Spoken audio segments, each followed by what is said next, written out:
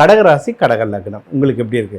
நீங்களும் ஜாக்பாட் ராசிகள் ஒருவர். ஏன்னா இப்பவே உங்களுக்கு ஒரு 8-10 மாசமாவே உங்களுக்கு நிறைய நல்ல விஷயமா வந்துட்டு இருக்கும். கல்யாணம், காது குத்து, சொந்தக்கார ஃபங்க்ஷன், உங்க வீட்டுல ஃபங்க்ஷன், ஒரே ஃபங்க்ஷன் மயமாவே சுத்திக்கிட்டு இருப்பீங்க. இது ஒண்ணு. இது தொடரும். சரிங்களா? முக்கியமா இது வந்து ஒன்றும் நல்ல விஷயங்கள் ஜாஸ்தியாகும். ஏன்னா ஜூன் மாசத்துக்கு அப்புறம் குரு பகவான் உங்க வீட்டுல வந்துருவாரு.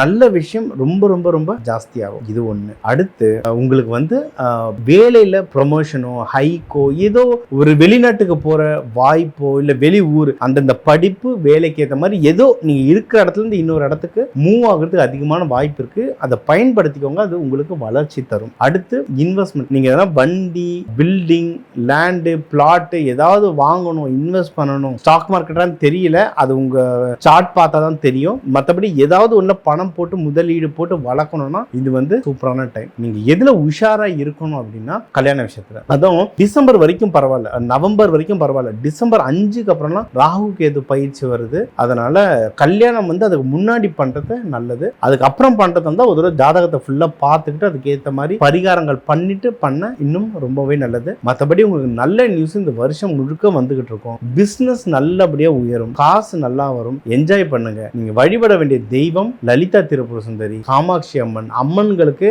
அபிஷேகம் பண்ணி வழிபட மக்களுக்கு வந்து நீர் ஆகாரம் அன்னதானமா கொடுக்க இந்த வருஷம் உங்களுக்கு அமோகமா அமையும்.